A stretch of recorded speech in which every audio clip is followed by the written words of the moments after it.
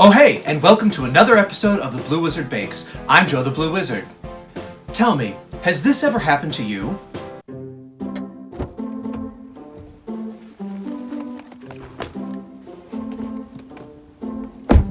Oh hey bud, how was school today? Oh, it was pretty good. Sam picked up a worm today, and that was pretty funny.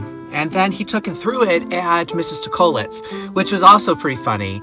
But then he got in trouble and sent to the principal's office, so that wasn't funny at all.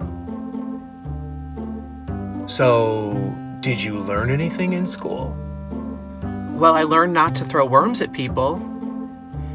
Oh, and Mrs. Merritt said to remind you that we're celebrating all of the summer birthdays tomorrow, and that you promised that you would make a treat for the class. You didn't forget, did you? Sure, I didn't forget. We'll have a treat for you tomorrow. I'll get that taken care of, just as soon as we take you to karate practice and we pick up your sister from ballet. Oh no, oh no, oh no. Dad sure has gotten himself into quite a pickle, hasn't he? Now, the way that I see it, he has two options. Option A is to go to the grocery store and pick himself up several packages of these. Pre-packaged brownies. They're filled with preservatives and heaven knows what, and questionable freshness. Or he could go with option B, which is to make some of my quick and easy best ever brownies. Now, it's true that not everybody can relate to our dad's specific situation in this case, especially if you don't have children. However, I think we can all relate to the situation where we are tasked to bring something at the last minute to a party or get-together, and we feel that we don't have the time to do it. So, invariably, we end up running to the grocery store to pick up something that's pre-made. What I'm here to teach you is that you don't have to do that. You can have quick and easy, delicious brownies ready to go in about 30 minutes. So, let's all chuck option A, and let's get on to option B, shall we? Alright, so the first thing that we need to do for our best ever brownies is to preheat our oven to 350 degrees. The next step, which we always do before any recipe, is we're going to take all of our ingredients and put them together in one place. That's what makes it quick and easy. If you want to go fast in the kitchen, you have to be prepared. So, let's get cracking. What? So few ingredients and so little equipment? You're telling me that I can make the best ever brownies with just this? Yes I am. That's right guys, these best ever brownies are quick and easy just as I promised. So the first thing that we need to do in order to make our best ever brownies is to get together our butter and chocolate. So we're going to put in 1 stick of butter into a small bowl. And you notice that this butter is still cold, okay? I just took it out of the fridge. So this really is quick and easy. We're gonna melt this butter in the microwave, so we don't need to soften it or anything like you have to do with a lot of other recipes. Now, the next thing that we're going to add is some unsweetened chocolate, all right? This needs to be completely unsweet, not semi-sweet, not bittersweet, has to be unsweetened. No sugar in this chocolate. And you can always find it in the baking aisle with this brand, Bakers. Hashtag not sponsored, but Bakers. If you're willing, I'm willing. So I'm just gonna take this chocolate and it breaks up nicely into pieces, and I'm gonna add that into my bowl with the butter.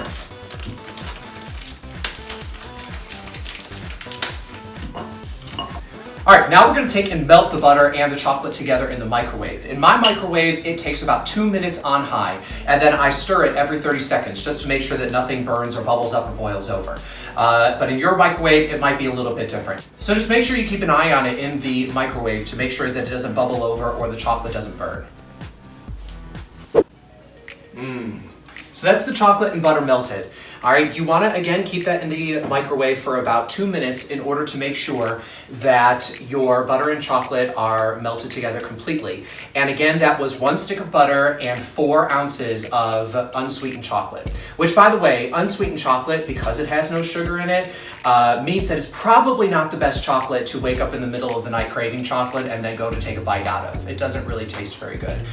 You might even, spit it back up and start making questions about your life choices.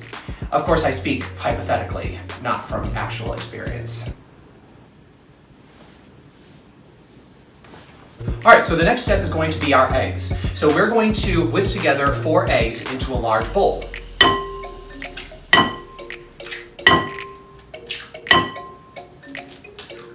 And we're gonna whisk those 4 eggs together with 1 pinch of salt, which is about 1/4 teaspoon for those of you who like to measure those things.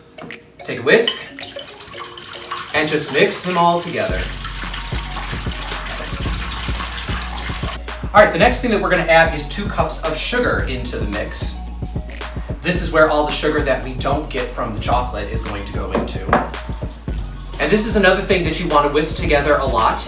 And the reason for this is because we're not actually going to put anything like baking soda or baking powder into this recipe. So all of the air that's going to be in our brownies to make them rise is coming from us whisking this right now. So you want to make sure that this mixture is nice and light and foamy when you're done mixing it together. Next thing we're gonna add is 1 teaspoon of vanilla, and I'm about to make my mother crazy because I don't ever measure vanilla. I just sort of pour it in. Drives my mom nuts. I can hear her right now. Use a measuring spoon. But I don't. For vanilla, I always just dump a little bit in. And again, give it a good whisk.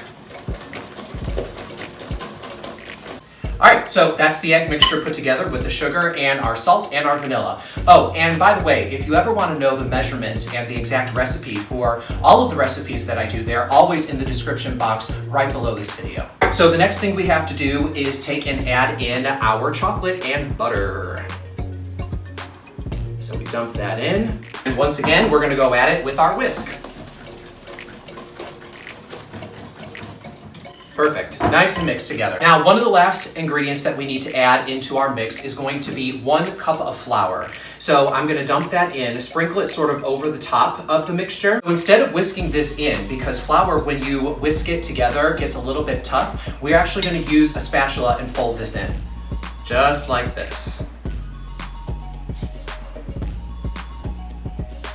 And we're just folding this together until we don't see any streaks of flour anymore. There you go, all ready to go. All right, so now that our batter is made, the last thing that we have to do is take it and put it into our pan and then add some chocolate chips into the batter. So let's do that now. I'm using a 13 by 9 by 2 pan that I've lined with foil and I've sprayed with some nonstick cooking spray. And I'm just going to add this in to that pan, and I want to spread it evenly across the surface.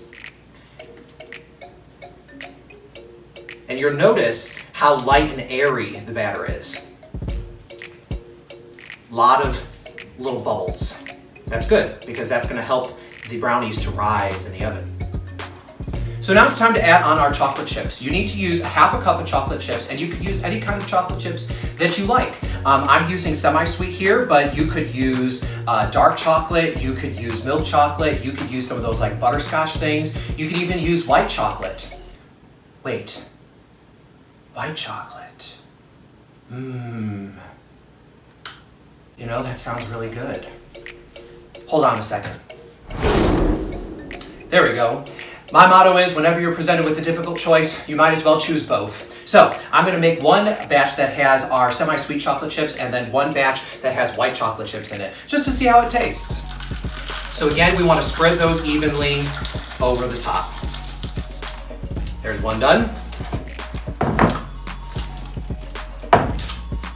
And now for number 2. Now that both of our brownies have been put together, all the batter is made, the chocolate chips are on top, our oven is preheated, it is time to let these go in the oven and bake. We are going to put these in our 350-degree oven for about 25 to 30 minutes. And to know whether they're done, we're gonna take and poke them with a toothpick and see whether it comes out clean. Remember, when you're poking with a toothpick, since we have chocolate chips in here, make sure that you're not poking where there's a chocolate chip. If you poke where there's a chocolate chip, it's never gonna ever come out clean. So make sure you pick a spot where there's no chocolate chips before you go poking with your toothpick.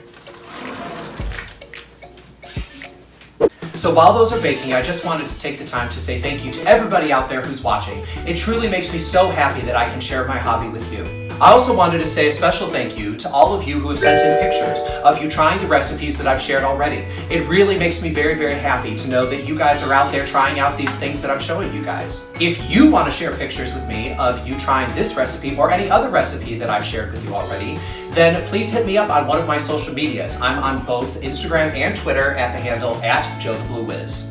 If you liked this recipe and you want to see others like it, please make sure to hit the like button down below this video. Also, please make sure that you hit the subscribe button as well as the bell for notifications. So this way you'll get notified every time that I have a new video out.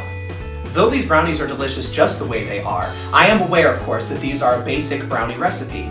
I have, however, taken this exact same recipe and cranked up the volume to 11 before to make some awesome, fantastic, really, really great variations on this exact same recipe. If you'd like to see any of those variations, leave me a comment down below this video and let me know.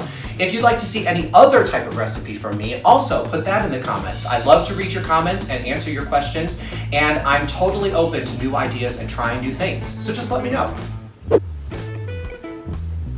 Alright, so our brownies have been taken out of the oven and they have been cooled to room temperature, so now it's time to cut her up. Alright, so if you cut these brownies into 6 rows by 4, you can get 24 brownies out of this batch. But of course, if you want to make bigger ones, you can make bigger ones. If you want to make smaller ones, you can make smaller ones. It's totally up to you. That's one of the benefits of making it yourself.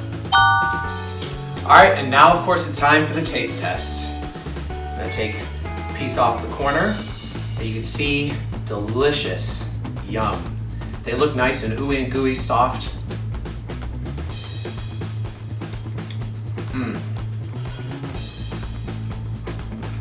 Phenomenal.